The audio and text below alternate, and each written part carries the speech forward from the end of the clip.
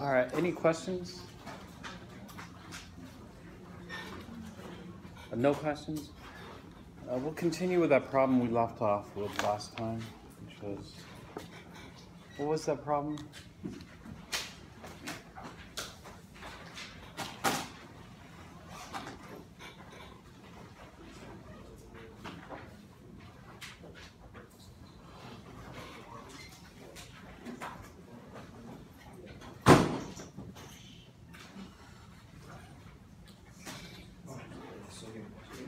Sodium phosphate, potassium hydrogen sulfate. All right, how far did we get on this? All right, nothing happened to the redox, or we, okay. Yeah, redox, no. Did we look at metathesis or double replacement? Yeah. Yeah, but nothing's going to form from that either. And so that leaves us with acid-base. And so what we do is we inventory the solution first. See what the major species are in solution. So we have sodium ions, phosphate ions, potassium ions, hydrogen phosphate. Should I split the hydrogen from the phosphate? No, this is the ion. It's a hydrogen phosphate ion. We leave it alone in water. So these are the major species in solution. Then we look at the acid-base chart. There's an acid-base chart here in the middle of the room. You know, the strongest base, we talked about that earlier, amide, NH2- on this chart. The strongest acid on this chart is HCl4. There's conjugate relationships. We don't need two tables. We have one table for both acids and bases. And so we look on the chart and see. Did I call this, did I already call this Bronsted? This is the Bronsted method. Well, sodium ions, are those good proton donors? No, there's no H to give. Are there proton acceptors? No, it's a positive charge, so we call it neutral. Phosphate occurs on the base side of the chart. Potassiums are neutral. Hydrogen phosphate occurs on two sides. It's amphoteric. It's on the base side and the acid side. So, how it reacts depends on what you mix it with.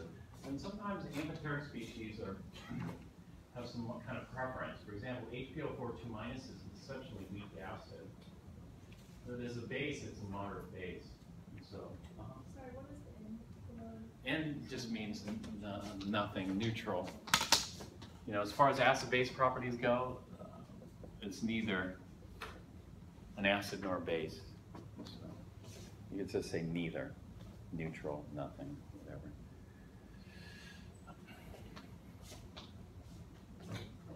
H2O liquid is amphoteric. The difference between these two amphoteric species is water is equally as good of an acid as it is base. However, monohydrogen phosphate is a much better base than it is an acid. So we can see that type of stuff happening. Then we pick the strongest acid and base.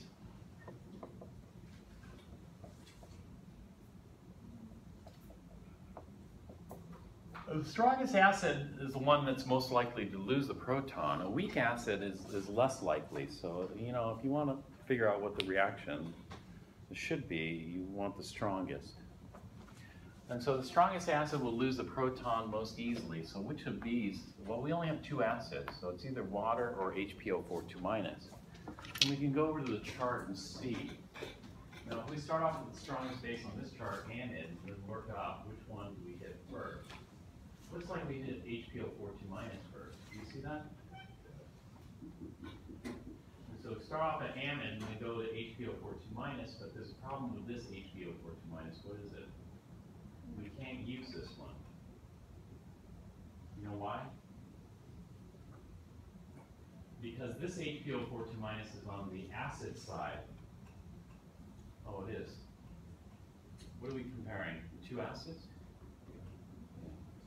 Actually, we don't start on at amide. If we're comparing two acids, we start at perchloric acid and work our way see which one we hit first. Well, we hit HPO42 minus before we hit water. And so HPO42 minus is the stronger of the two acids. Oops, did I make a mistake? I didn't have HPO42 minus, did I? Sorry. The problem I had the other day, it was HSO4. I don't know what I'm thinking. HSO4. This would be HSO4 minus. Sorry about that. HSO4 minus. But anyway, it's the same type of deal. We go over here and then we look which one we hit first. HSO4 minus we hit first. It's fairly strong weak acid. And so the strongest acid will be HSO4 minus. Then we have to pick the strongest base. We have 1, 2, 3 bases. If we're picking the strongest base, then we'll start at amide. Amide's the strongest base on this chart, and then just stay on this side. The first base we hit is phosphate. Phosphate is a borderline strong base. And so the reaction should be between HSO4 minus and phosphate. And so HSO4 minus is an acid, so it gives up a proton to form SO4 2 minus.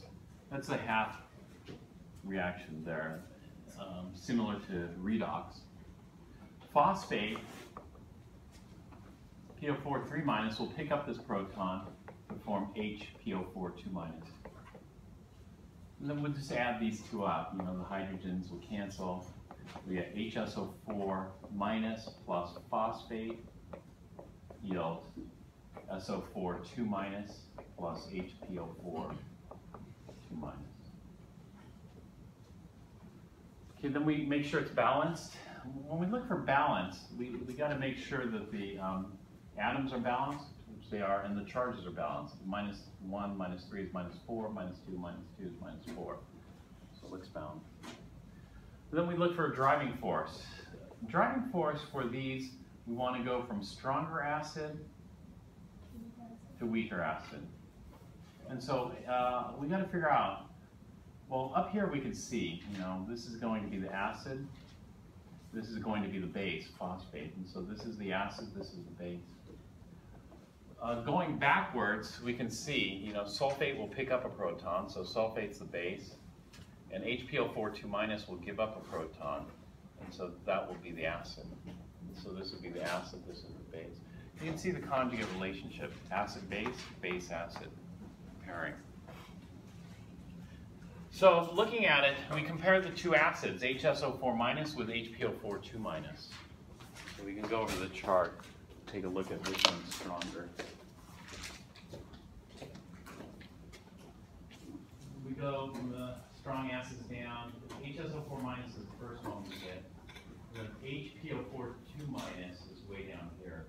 It's such a weak as far as an acid goes. And so the result is stronger acid to weaker acid.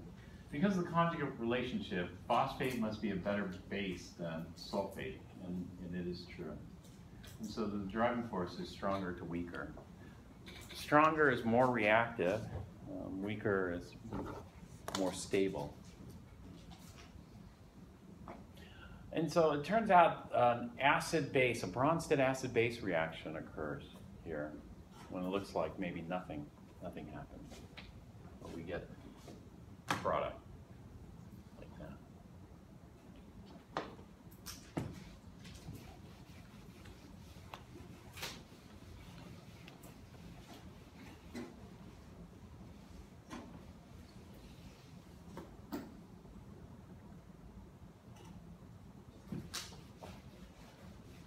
Okay, there's another type of acid-base reaction, and it's the Lewis acid-base reaction.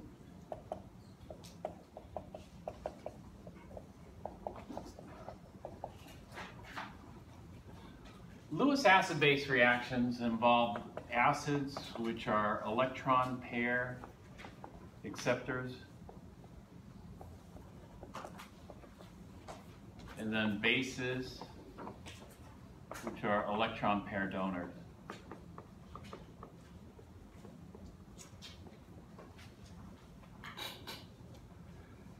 Lewis acid base reactions are more difficult. They're more difficult because it's not just a simple proton transfer. And so we're going to see other kinds of species. An example of a Lewis acid would be CO2, carbon dioxide. When we look at the Lewis structure for CO2,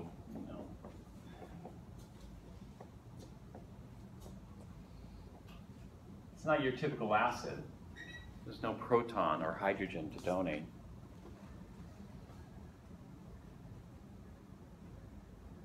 But an acid's electron pair acceptor, electron pairs are negative charge density. Electrons are negatively charged. And so where would the negative charge density be attracted to? The oxygens, the carbon, or the oxygen here?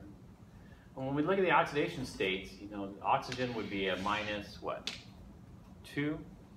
This would be a minus 2, leaving carbon at plus 4. So it turns out the carbon atom is kind of electron poor in the sense that it's got a plus 4 oxidation state. And so this is what we call the acid site here on this, the carbon.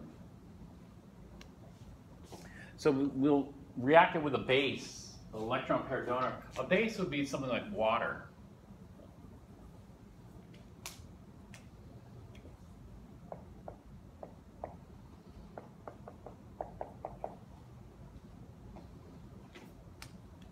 What happens here is that let's say these electrons come in here onto the carbon. This electron pair is going to be attracted to that general area. And there's a collision. But can carbon bond to that? Well, if it bonded there, they have 5 bonds. Are 5 bonds okay with carbon? No, that's the expanded octet. So what happens is if this lone pair comes in and tries to bond with carbon, it's got to kick some electrons out. So we'll kick these out here. So what we end up with is something that looks like this. It's going to be a carbon with this water now stuck on here. The water is only going to have 1 lone pair now. Hydrogen like this.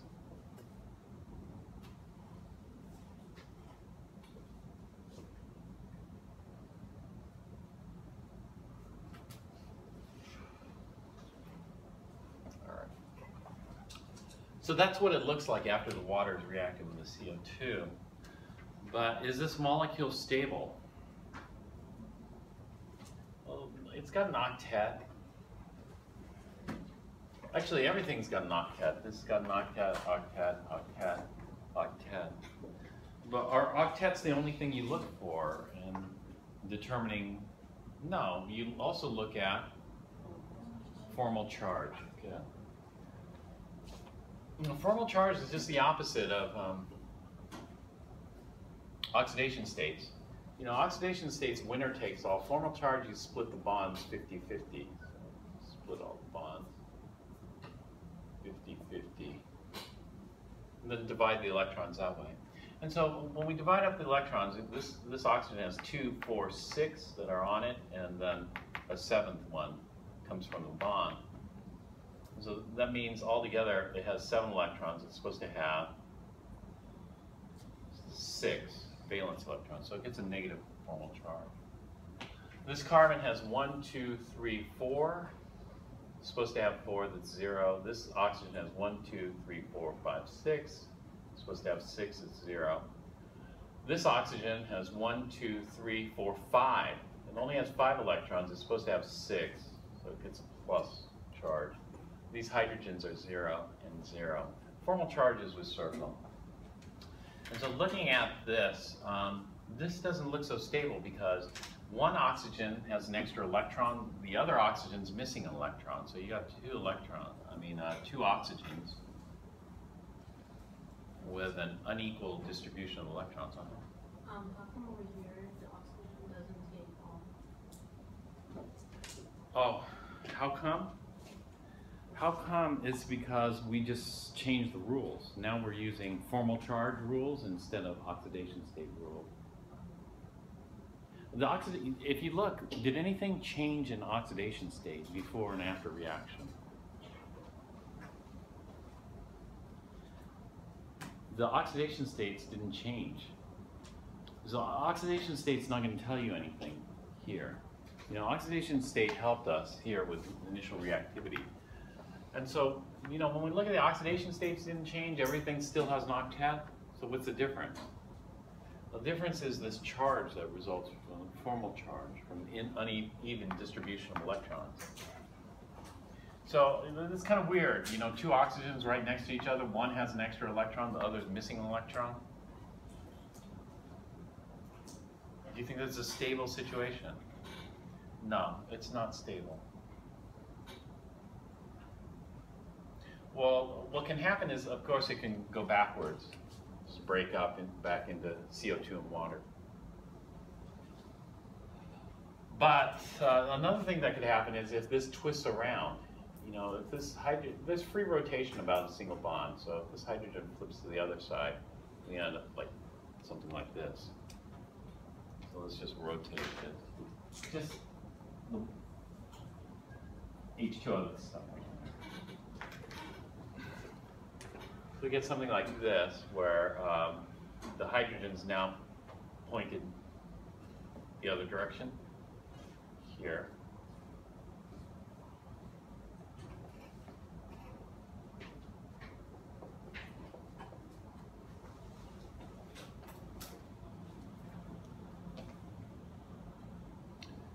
You recognize this valence bond theory?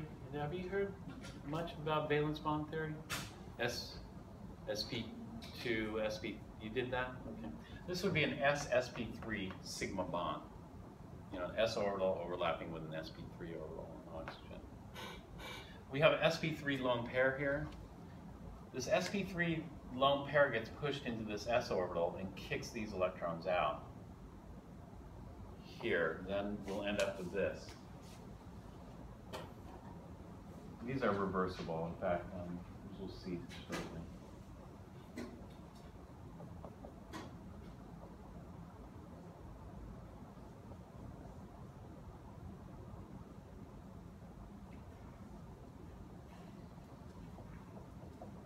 We get this structure here. This molecule has the formula H2CO3, and the name is carbonic acid. And so when CO2 reacts with water, some carbonic acids form. Now carbonic acid is not so stable, so it could easily break back down into CO2 and water. But because of this, you know, your titration, when you hit that end point, it doesn't have to stay pink for very long, because they figure CO2 is going to resaturate that, and once that mixture is acidified, then the phenolphthalein will revert back to colorless. Phenolphthalein is colorless in acidic solutions, pink in basic solutions.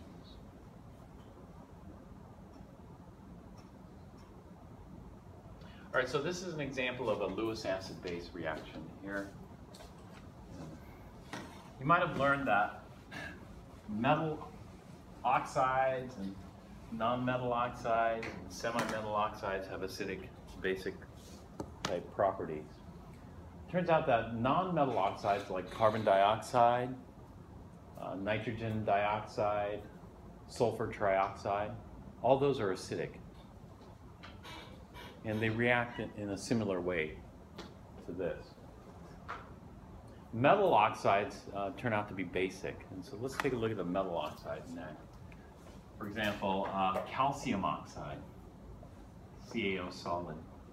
Lewis structures for ionic compounds are a little different looking. We write the Lewis symbol for the ion here. That would be calcium. Then we have an oxide here, 2 minus. But it's not just a molecule. Do ionic salts, you know, form molecules? No, they form ionic lattices. Ionic lattices is where we have an extended array of ions that are just packed together. And so next to this would be a calcium, and then another oxide.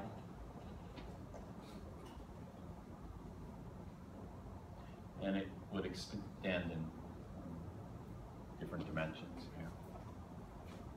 All right, let's say this is the surface of this crystal here.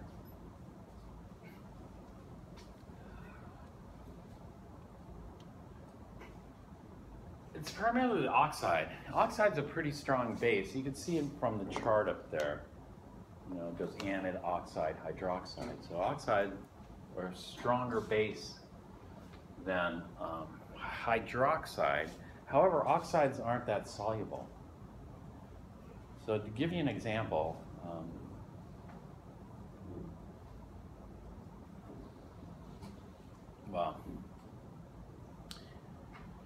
calcium oxide, not very soluble. And so I don't really think of calcium oxide as being a powerful base. Now, a powerful base would have to yield a lot of oxide or hydroxide in solution. But it's still basic. Water we'll use as our acid this time, our base. So if we have a water, let's go ahead and put that in here.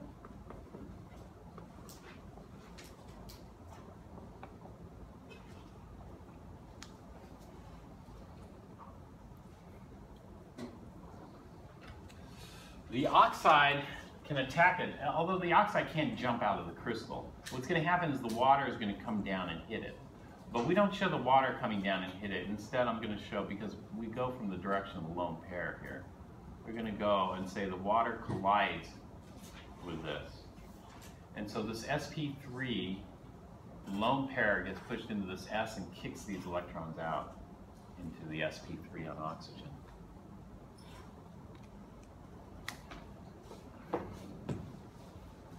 When that happens, we end up with this on the end. We got that calcium here.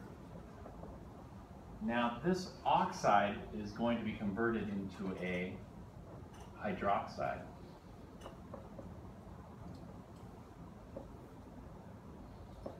And so the oxide plucks the hydrogen off water. But when it plucks the hydrogen, it leaves electrons behind. So what's left over is another hydroxide. And so the second hydroxide is going to come in, as it has to because of charge neutrality. Hydroxide is only a -1. So we're going to form 2 hydroxides for every water comes in. And so essentially, if we mix our calcium oxide with water, we'll convert it into calcium hydroxide.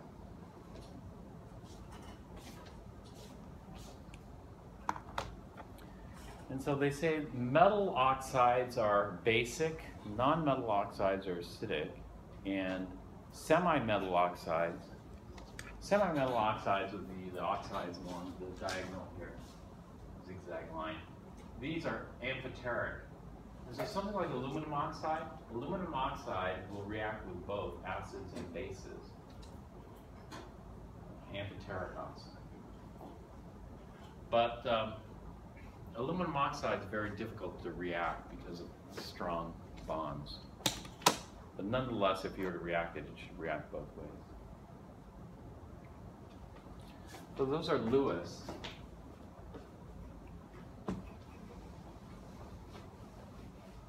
Lewis, we're going to cover these in more depth later in the semester.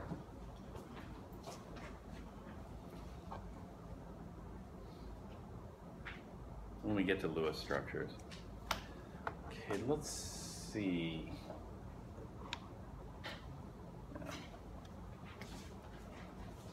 The final category of reaction, which we talked a little bit about, the metathesis reaction. These are your double replacement.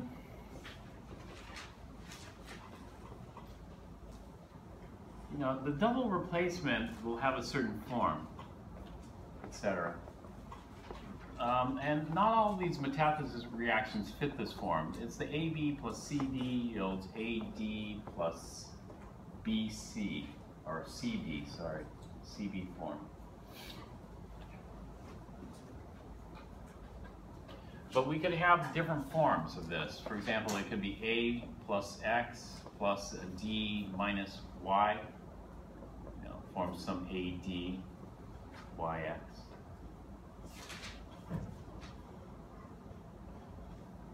Some people will say, "Oh, this is a combination reaction," but it's not. It is, yes, in a way, but it's not in another way because this is a metathesis reaction.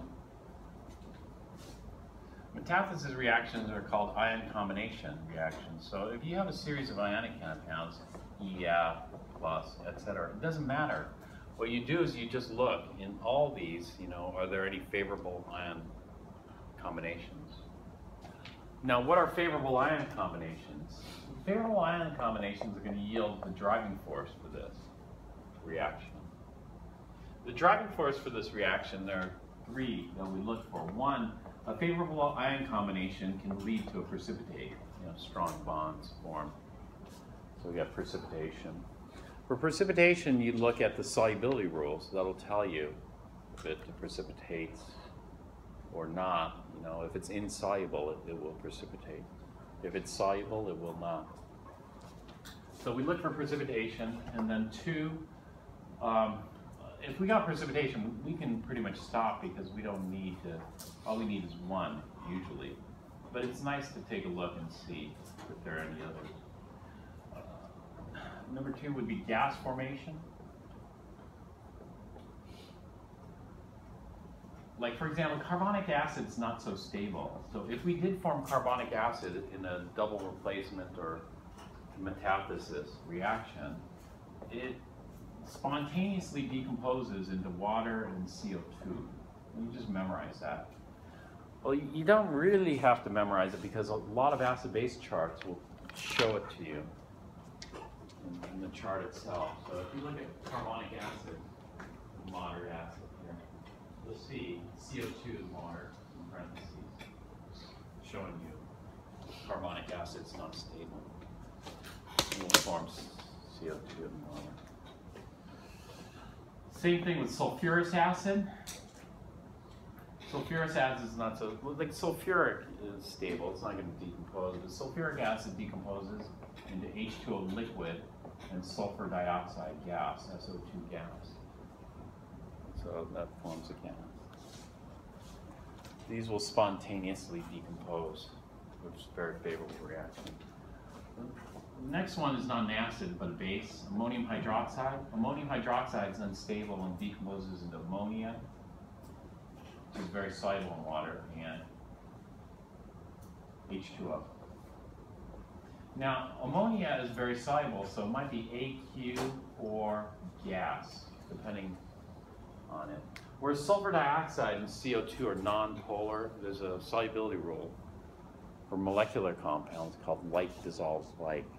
And so CO2 and SO2 will bubble out easily. Ammonia depends on how much you form. Very little might bubble out. It's so soluble in water that the bulk of it just stays in there. Okay, these ones decompose, you know.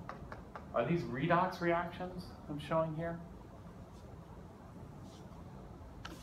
Those are not redox reactions. Do you know what type of reactions these are? Acid-base reactions. This is an acid-base decomposition. Now, there are other reactions that just form a gas outright.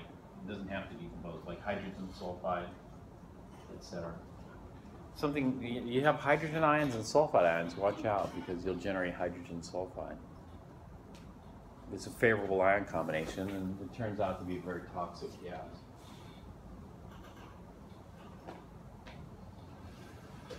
The next driving force that we look for is a stronger acid. It doesn't have to be strong, just stronger acid to weaker acid. And we don't have to look at the acids. If you prefer looking at the base, that's fine too. You know, usually we just pick the acid and assume the bases should follow the same pattern, but it's a good idea to make sure it does because of the conjugate relationship.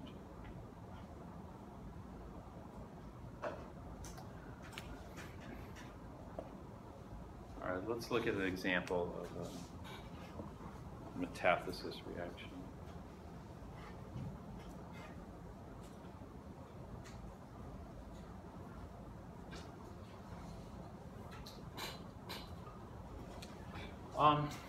One example is something like this: H3PO4 plus sodium hydroxide. H3PO4 is phosphoric acid, sodium hydroxide is sodium hydroxide. Sodium hydroxide is a base, H3PO4 is an acid. Should this be a Bronsted acid base, or should we just do metathesis redox?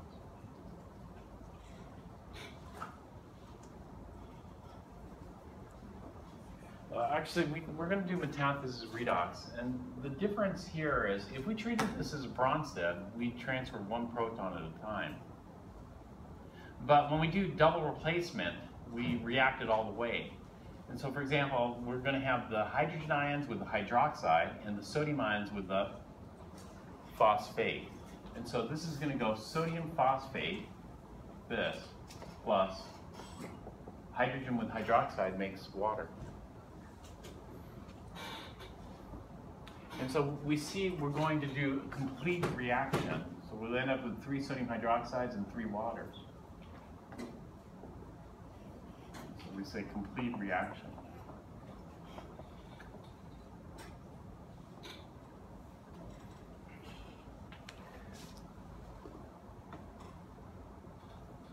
This is different than Bronsted. In Bronsted, we do 1 proton. That's it, at a time.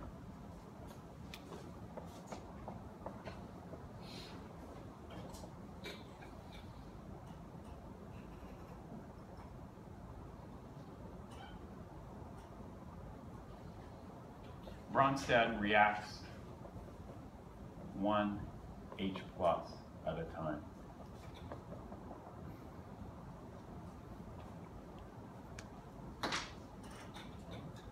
Well, anyway, looking at the driving force, we can go from the acid, phosphoric acid, to what acid? So we go from phosphoric acid to water? Yeah, that's correct. To water. Which one is a stronger acid, phosphoric acid or water? Well, phosphoric acid is borderline strong, is it? Phosphate is borderline strong base, so its conjugate acid must be weak, or fairly weak. But it's tricky because when we use this chart, this is 1 proton at a time, and we just transferred 3 protons. And so the thing that's a little bit tricky is the conjugate base of phosphoric acid is not phosphate. The conjugate base of phosphoric acid is actually dihydrogen phosphate. And, so we jumped ahead, but we just use it anyway. And so here, phosphoric acid versus water, which one's stronger? We look at the chart, phosphoric acid is stronger. So we're going from stronger to weaker, which is driving force. That's what we need, stronger to weaker acid. Is there any precipitate? No, sodium salts are soluble, no precipitate, no gas formation, but we still have reaction here.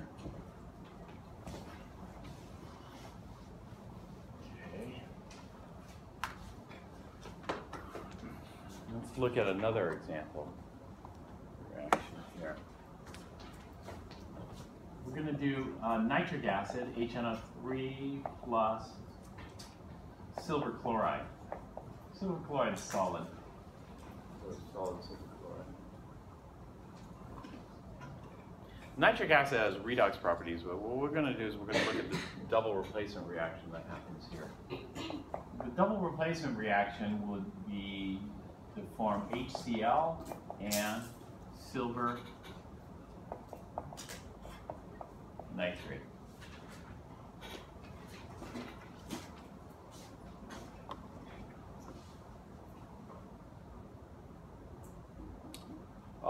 What do we see? Are we going from stronger acid to weaker acid, or are we forming precipitate, or what are we doing? All right, silver nitrate is soluble. HCl is soluble. Both of these are soluble. They won't precipitate. How about nitric acid versus hydrochloric acid? Which one's stronger? So we go over here, we look at the chart. Looks like hydrochloric acid is stronger than nitric acid.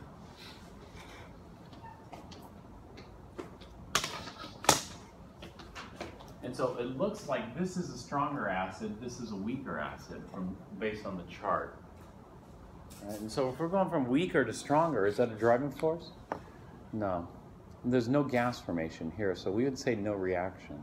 But there's one trick, though, about these acids, which I'll talk about in the next one. Looks, but we have to worry about something called the leveling effect, which I'll talk about in just a minute. And so what we end up with is NR here. There should be no metathesis reaction. But if there's no metathesis, then we should also check Bronsted, Lewis, and redox. Check redox. Maybe there's a potential redox reaction.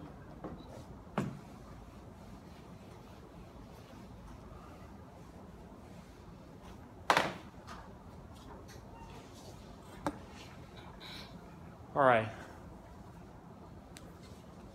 Let's look at another example here. In this example, we're going to look at HBr with silver chloride. What would we form in this case? That was a double replacement reaction.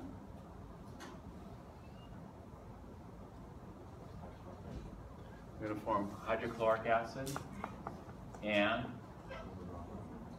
silver bromide. All right. So we look at this. Let's cross that. Look at the chart here. Which one's a stronger acid, HBr or HCl? HBr is a stronger acid, so this looks like it's okay. This is going from a stronger acid, HCl is a weaker acid. And so is this a driving force?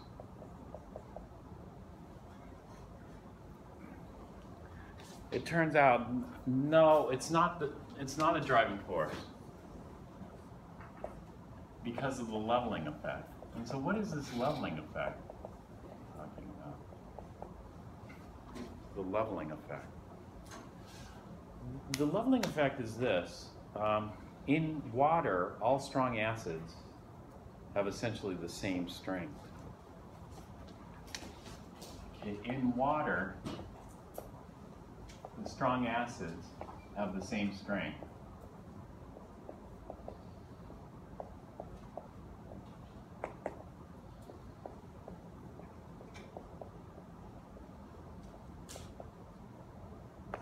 With the exception of H2SO4. H2SO4 is slightly stronger. The strength of an acid is dictated by how much H plus is given off. That's the same thing. The strength of a base is dictated by how much hydroxide is given off, into aqueous solution.